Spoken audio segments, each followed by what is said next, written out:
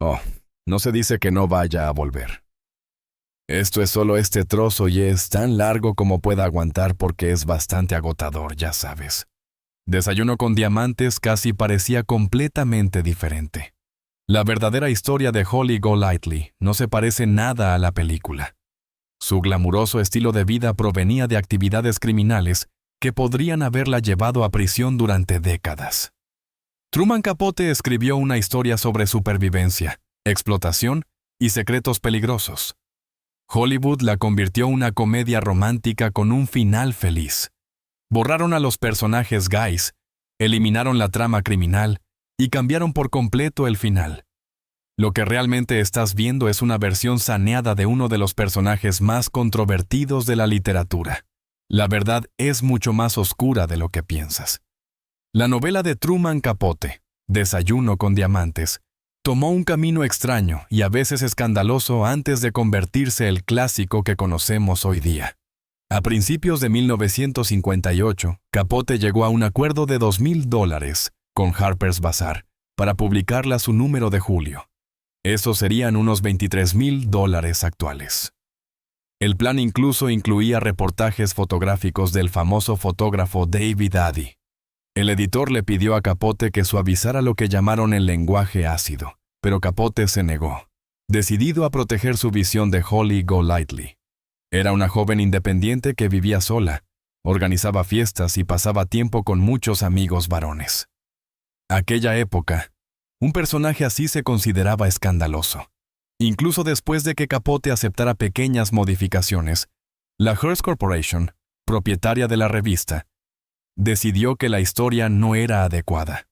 Temían perder anunciantes importantes, incluido el propio Tiffany's, y cancelaron repentinamente el reportaje. Capote estaba furioso y la decisión provocó ondas en el mundo editorial. Capote decía a menudo que Holly Golightly procedía de una persona real. Entrevistas, incluida una con Playboy 1968, la describió como una refugiada alemana de 17 años que se mudó a su casa de piedra rojiza de Manhattan durante la Segunda Guerra Mundial. Hablaba un inglés impecable y encajaba fácilmente la vida nocturna de la ciudad. Afirmó que sus hábitos, sus repentinas desapariciones e incluso sus sueños inspiraron a Holly. Otras ocasiones, Capote dijo que era suiza y dio diferentes nombres a diferentes biógrafos. Ninguno de sus amigos íntimos conoció a esta misteriosa mujer, lo que llevó a muchos a preguntarse si era parcialmente real, o su mayoría, una invención.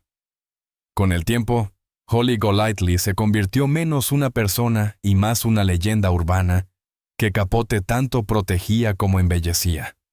Tras perder el acuerdo con Harper's Bazaar, Capote vendió la novela a Esquire por $3,000, unos $40,600 actuales. Les pidió que incluyeran las fotografías de Addy, pero la revista solo utilizó una. La historia apareció su número de noviembre de 1958, creando una excitación instantánea entre los círculos literarios. Apenas unas semanas antes, octubre, Random House la había publicado como libro junto con otras 3 historias de Capote.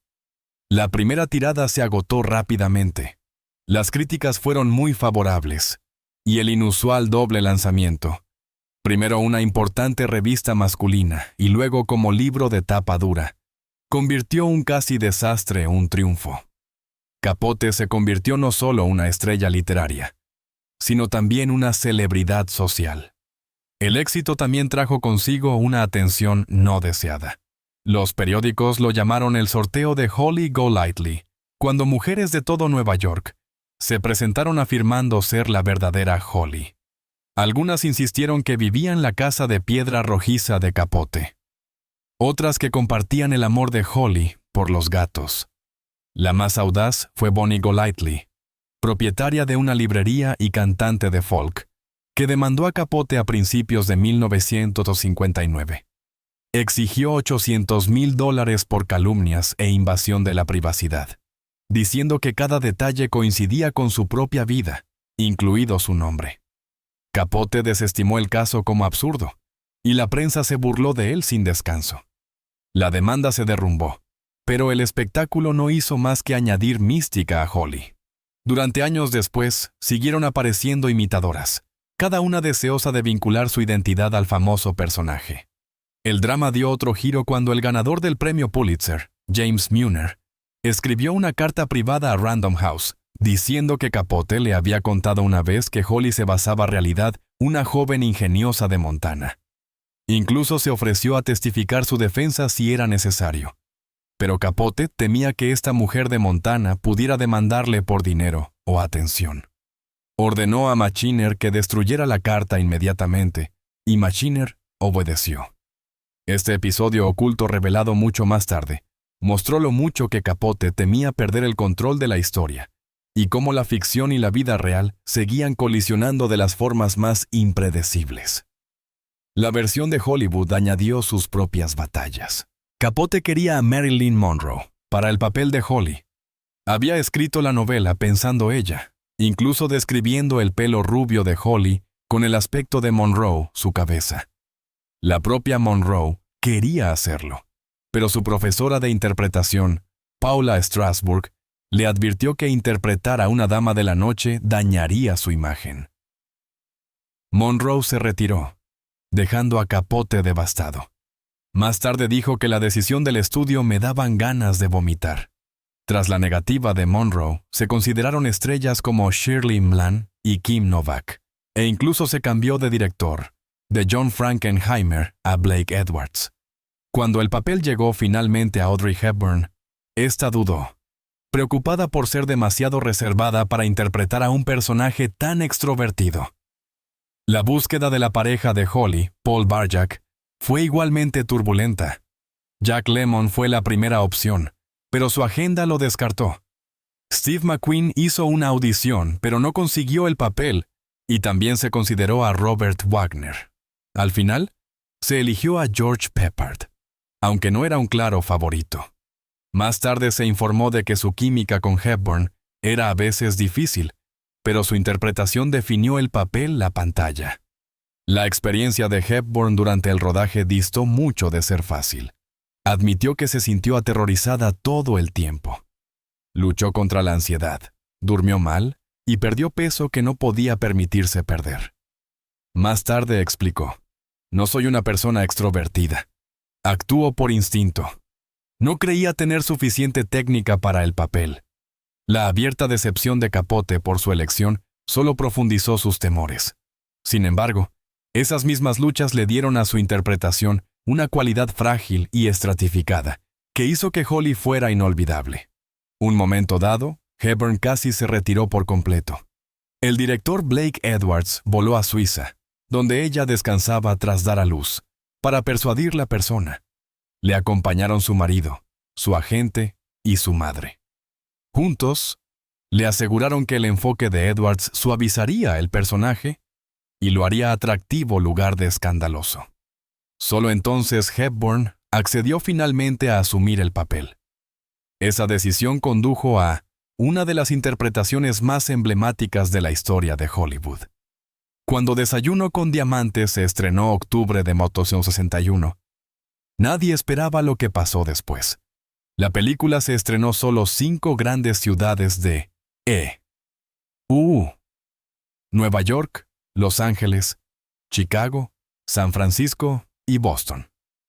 Normalmente las películas necesitaban un estreno a nivel nacional para tener un impacto, pero esta fue directamente al número 1 de la taquilla estadounidense el 18 de octubre de 1961. El público hizo cola alrededor de la manzana, ansioso por ver a Audrey Hepburn como Holly Golightly. El revuelo en las grandes ciudades fue tan fuerte que las revistas especializadas lo calificaron como un ejemplo de atractivo urbano sin precedentes. Con solo una fracción del público nacional, la película logró vencer a los taquillazos de estreno masivo y cambiar la forma que Hollywood pensaba sobre los fines de semana de estreno. Del 18 de octubre al 15 de noviembre, la película ocupó el puesto número 1 durante 5 semanas consecutivas. Ese tipo de racha era raro ese momento. Se mantuvo firme frente a una dura competencia, incluyendo West Side Story, que más tarde dominaría los premios de la Academia, y Los cañones de Navarone, otro gran éxito del año. Los analistas se sorprendieron al ver que una película se mantenía a la cima durante más de un mes, especialmente una que se había estrenado tan pocas ciudades. Su permanencia demostró que el público no se cansaba del encanto de Hepburn y del estilo único de la película. El éxito se reflejó sus ganancias. Con un presupuesto de $2,5 millones, Desayuno con Diamantes recaudó $14 millones durante su estreno inicial. $4 millones procedieron de EU, mientras que $10 millones procedieron de los mercados internacionales. Una cifra inusualmente alta para esa época. Ajustado a la actualidad, el total valdría más de $140 millones. Ese tipo de rendimiento, más de 5 veces su presupuesto, la convirtió en uno de los éxitos más destacados de principios de la década de 1960. Demostró cómo una comedia romántica podía cruzar fronteras con la elegancia de Hepburn y el glamour de Nueva York, atrayendo al público de todo el mundo. Solo Los Ángeles. La película recaudó la impresionante cifra de $175,000, solo 25 cines. A medida que pasaban las semanas, el total ascendió a 2.438. Esa cifra la situó entre las 13 películas de primer estreno más taquilleras de la ciudad de 1961. Fue notable dado lo concurrido que estaba el mercado ese año.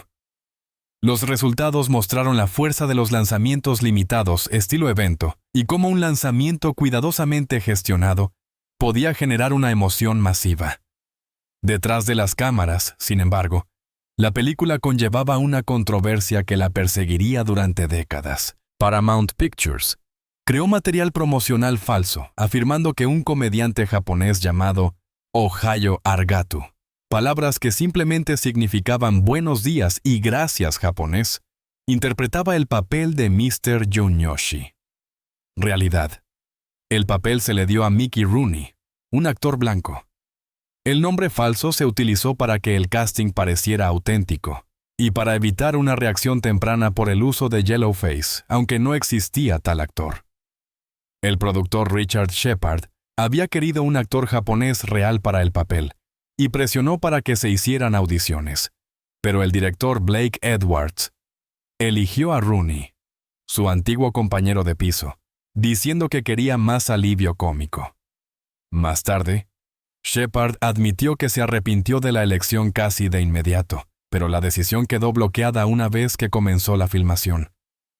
El guionista George Axelrod también se opuso. Discutió con Edwards sobre la caricatura y creía que podría arruinar la reputación de la película. Incluso convenció a Audrey Hepburn para que volviera a filmar escenas gratis, con la esperanza de editar el personaje por completo. Pero el estudio se negó, eligiendo mantener la actuación su lugar. La voluntad de Hepburn de ayudar demostró lo incómodo que incluso el propio equipo de la película estaba con la representación. Décadas más tarde, el daño todavía se estaba discutiendo. La película de 1993, Dragon, la historia de Bruce Lee. Hay una escena en la que Bruce Lee y su esposa Linda van a ver Desayuno con Diamantes. Cuando comienza la actuación de Rooney, Lee parece angustiado y finalmente abandona el teatro. La escena subrayó lo dolorosa que era la representación para los espectadores asiáticos y cómo tales estereotipos seguían afectando a los actores mucho después de que se estrenara la película. El propio Blake Edwards admitió más tarde un profundo arrepentimiento. Entrevistas, dijo que daría cualquier cosa por poder volver a elegir el papel y deseó no haberlo hecho nunca. Truman Capote nunca imaginó a Holly Golightly de la forma que la mayoría de la gente la recuerda de la película. Su novela no era la figura encantadora y glamurosa que Audrey Hepburn hizo icónica. Capote la describió como una geisha estadounidense, una mujer cuya vida dependía de acompañar a hombres ricos que, a cambio, se esperaba que le dieran regalos. No se trataba de un romance tradicional. Era un acuerdo el que un brazalete de diamantes o un cheque podían entregarse con la misma facilidad que una sonrisa. La década de 1940, esos regalos podían cubrir meses de alquiler. Para Capote, el mundo de Holly era de transacciones sutiles ocultas tras una cortina de encanto y sofisticación que el público conservador a menudo elegía no ver. Incluso los pequeños detalles de la novela tenían un significado oculto. La petición de Holly de $50 para el tocador sonaba lo suficientemente inocente, pero la verdad era muy diferente. A principios de la década de 1940, $50 equivalían a más de $800 actuales. Una propina real para una encargada del baño, aquel entonces era solo unas pocas monedas. Capote utilizó la frase como un código. Era una forma para que los hombres entregaran grandes sumas sin decir directamente para qué era. Tanto Holly como sus compañeros entendieron lo que significaba, y le dio los ingresos para vivir una vida mucho más lujosa de lo que su falta de trabajo constante podría explicar. Su glamuroso estilo de vida también conllevaba peligros. Una de las partes más sorprendentes de la novela la muestra visitando a un gángster llamado Sally Tomato Prisión. La superficie solo estaba allí para entregar informes meteorológicos. ¿Verdad? Esos informes eran mensajes codificados sobre envíos de drogas. Por cada visita, Holly recibía $100, el equivalente a $1,600 actuales. Al principio, no tenía ni idea de qué se había metido. Más tarde, se dio cuenta de la realidad. Había sido una mensajera a una operación de contrabando. La historia no termina con romance y encanto. Termina con el arresto de Holly. Su nombre apareció en los titulares como parte de un escándalo de narcóticos. Hollywood borró esto por completo, convirtiendo una trama peligrosa y comprometedora, una comedia alegre. El narrador de la novela de Capote también era muy diferente de la versión de la película. El libro no tenía nombre, y Capote llenó las páginas con sutiles pistas de que era gay. No tenía ninguna conexión romántica con Holly, ni intereses amorosos femeninos, y una forma externa de mirar su mundo. Para muchos lectores, este fue un raro momento de representación en la literatura convencional. Pero en los 61 Hollywood no podía permitirlo. La película le dio al narrador un nombre, Paul. Lo hizo heterosexual y le dio un romance predecible con Holly. Capas enteras de rareza e identidad que Capote había tejido la historia fueron eliminadas para satisfacer las reglas de censura y al público conservador. La parte más oscura del pasado de Holly se suavizó aún más para la pantalla. La novela. Su nombre ni siquiera era Holly Golightly. Una vez había sido Lula Barnes, una chica en la zona rural de Texas que se convirtió en una niña novia a los 13 años. Se casó con un hombre mayor, Doc Golightly, que esperaba que ella cuidara de sus hijos después de que muriera su madre. Era una historia de pobreza, explotación y supervivencia. Pero la película la convirtió en un pequeño detalle del personaje, eliminando la inquietante verdad de que Holly había sido una vez una niña atrapada en una situación de abuso. La ira de Capote solo creció cuando se trataba del casting. Siempre había imaginado a Marilyn Monroe el papel con su mezcla de belleza y vulnerabilidad cruda. Pero Monroe se negó, y el papel fue para Audrey Hepburn. Capote se sintió traicionado. Dijo que Hepburn era demasiado refinada, demasiado dulce, y que verla interpretar a Holly era un desastre. Más tarde llamó a la película una de las producciones más mal elegidas en la historia de Hollywood. Para él, la elegancia de Hepburn borró la esencia frágil y misteriosa que le había dado a Holly. Los cambios no fueron solo el casting. El guionista George Axelrod reelaboró toda la historia una comedia romántica con un final feliz. Capote había escrito un estudio de la soledad, el anhelo y las líneas borrosas entre el amor y la supervivencia. Axelrod creó cambio a un cuento limpio de chico conoce a chica, inventando a Paul Barjack como un interés amoroso que nunca existió en el libro. El director Blake Edwards admitió más tarde que la historia de amor se añadió no por dinero, sino porque el público lo quería. Capote calificó el resultado de trágico. Creía que su trabajo había sido remodelado a algo que nunca debió ser. El borrado fue aún más profundo. La historia original de Capote tenía más de un personaje queer. Joe Bell, el camarero, Rusty Trawler, un socialité rico, y más tarde el inquilino Quaintance Smith, fueron todos escritos con una clara codificación homosexual. La propia Holly incluso hizo observaciones casuales que vinculaban ciertos gustos y hábitos con ser gay. Estos detalles eran audaces para su época y pintaron a Nueva York como un lugar lleno de extraños que intentaban encontrar dónde pertenecían. Nada de esto sobrevivió a la adaptación de Hollywood. Los cineastas eliminaron cada referencia, cada subtexto, dejando atrás un mundo que parecía más limpio, pero sonaba mucho menos cierto.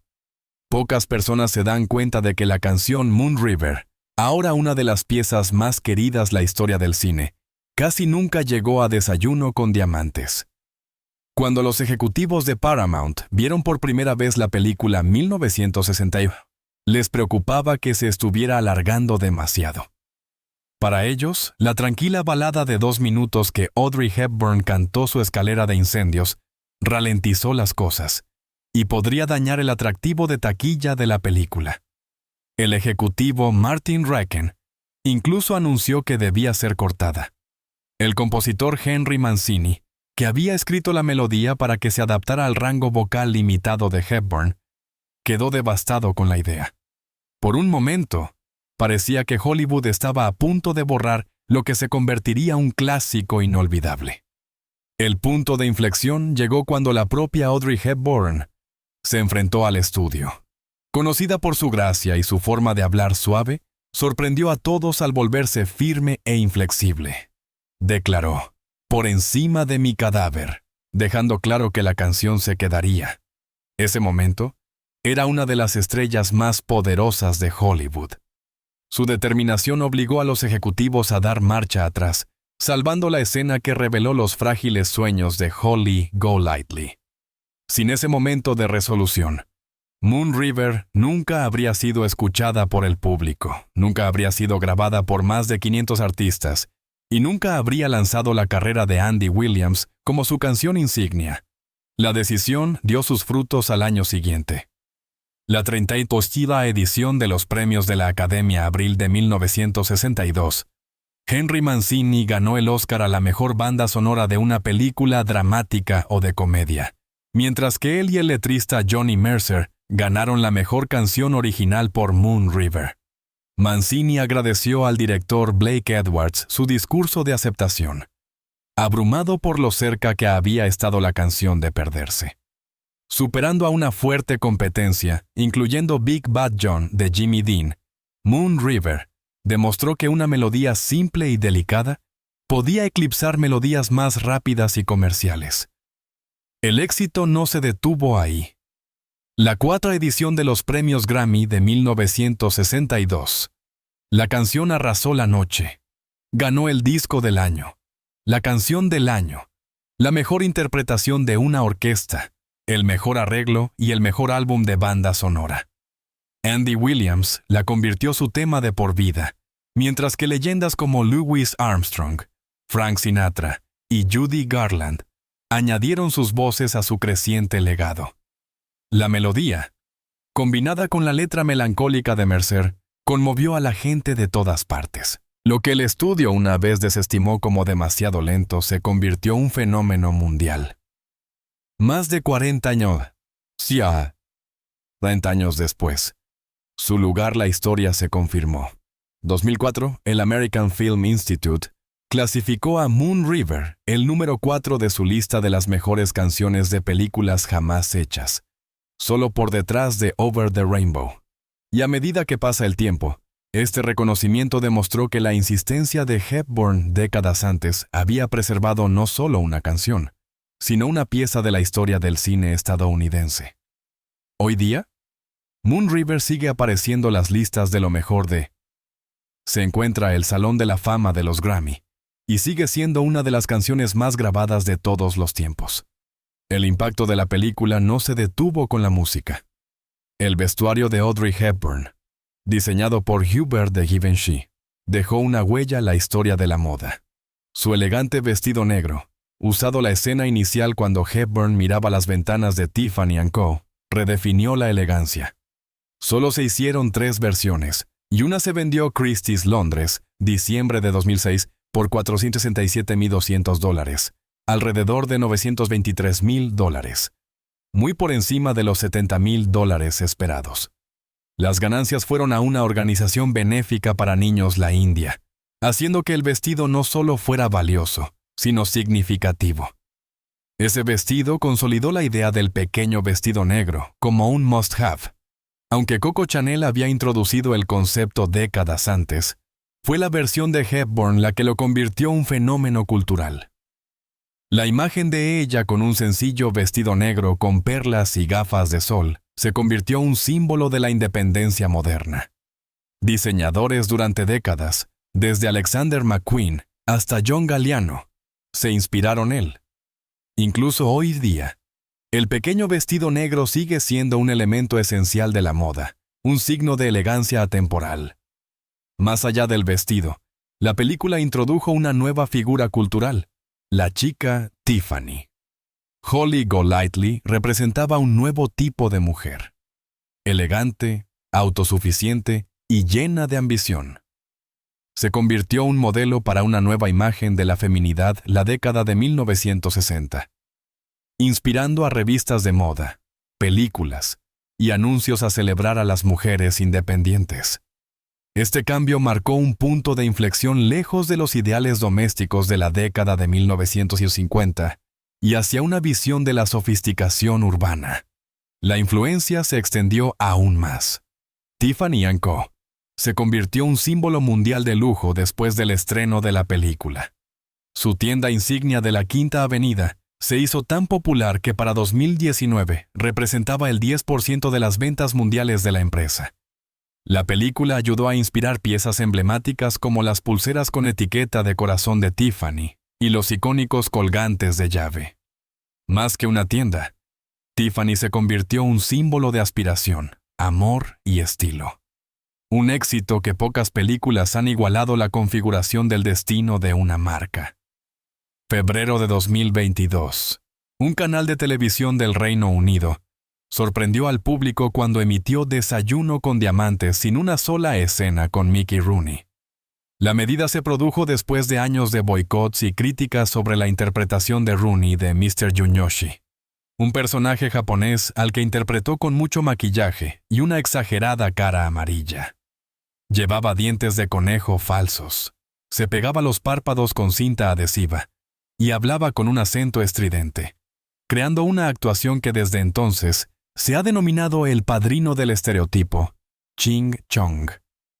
Si bien las cadenas de televisión habían tratado previamente el problema, añadiendo advertencias, esta fue la primera vez que una importante emisora simplemente borró el papel por completo. La decisión fue recibida con elogios e ira. Los partidarios lo vieron como algo que se había hecho esperar. Mientras que los críticos cuestionaron si cortar las escenas era reescribir la historia en lugar de abordarla directamente, la censura no era nueva para esta película. Desde el momento que se estrenó en 1971, Desayuno con Diamantes se enfrentó a objeciones de diferentes países.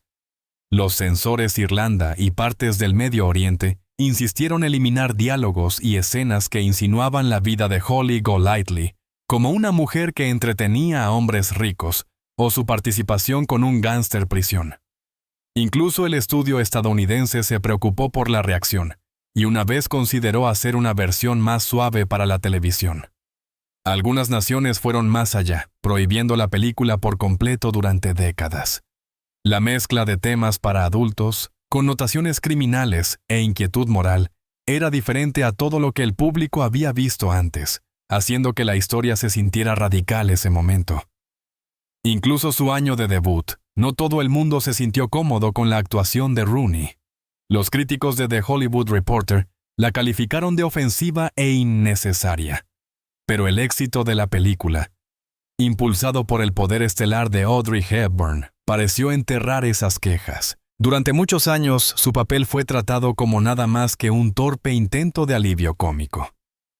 No fue hasta las décadas de 1990 y 2000 que la representación provocó una seria indignación pública.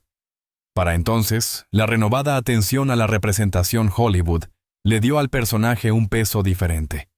Le siguieron boicots organizados y protestas ruidosas, especialmente de comunidades asiático-americanas que lo vieron como un claro ejemplo de cómo Hollywood se había burlado y marginado durante generaciones. Las protestas no fueron gestos simbólicos. 2008, una proyección al aire libre en Sacramento fue cancelada debido a la reacción negativa. Brooklyn, 2011, los activistas repartieron advertencias y organizaron eventos cinematográficos alternativos la misma noche que se programó la película.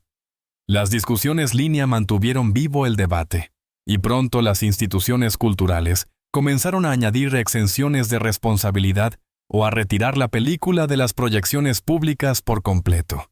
Hasta el día de hoy, el público se divide entre aquellos que piensan que la película debe conservarse tal como está, y aquellos que creen que solo puede mostrarse con un contexto sólido sobre su racismo. Con el tiempo, la película se convirtió algo más que un romance a los ojos de críticos y académicos. Muchos ahora la ven como una historia no de glamour, sino de supervivencia. Holly Golightly, a menudo representada como una neoyorquina despreocupada, fue de hecho escrita como una mujer profundamente herida. Perdió a ambos padres por tuberculosis cuando era niña. Sufrió un cuidado de crianza abusivo y se casó con solo 14 años. Sus glamurosos conjuntos y fiestas eran menos sobre el lujo y más sobre encontrar seguridad en un mundo que le había fallado. Sus malos rojos, como llamaba a sus ataques de pánico, revelan a una mujer que intenta enmascarar el trauma detrás del encanto y la elegancia. Los críticos argumentan que la comprensión de este lado de Holly cambia toda la película. Lugar de un cuento de hadas, se convierte en un retrato de una mujer que lucha por el control de su vida, una sociedad que le ofrece pocas opciones. A pesar de los debates, Desayuno con Diamantes sigue siendo un gigante cultural. 2012, la Biblioteca del Congreso la conservó el Registro Nacional de Cine, añadiéndola a la pequeña lista de películas consideradas esenciales para la historia estadounidense. Menos del 1% de las películas jamás producidas recibieron este honor. La decisión fue irónica para muchos dadas las continuas controversias que la rodean, pero confirmó el lugar de la película, la memoria cultural, con defectos y todo. Su impacto todavía se puede ver todas partes. El vestido negro de Givenchy, las perlas y las gafas de sol de Audrey Hepburn siguen siendo uno de los looks más famosos de la historia de la moda. El vestido se vendió 2006 por la increíble suma de $914,000, estableciendo un récord para una pieza de vestuario de película. Los diseñadores y las revistas siguieron recreando la imagen. Mientras que el peinado y las cejas de Hepburn influyeron las tendencias de belleza durante décadas, la música también llevó su legado. Moon River, de Henry Mancini, ha sido versionada más de 500 veces, encontrando su camino todo, desde álbumes pop hasta comerciales. Tiffany & Co. se inclinó hacia la conexión, abriendo un Blue Box Cafe y lanzando una exposición de la experiencia Audrey, que vinculó la película a su marca como nunca antes. Más de 60 años después de su lanzamiento, Desayuno con Diamantes sigue siendo adorada y controvertida. Es a la vez un icono de la moda, un hito cultural y un estudio de caso sobre cómo las películas que celebramos también pueden llevar dolorosos recordatorios de prejuicios. Su supervivencia, el Registro Nacional de Cine, asegura que su legado, tanto brillante como problemático, seguirá siendo examinado por generaciones venideras.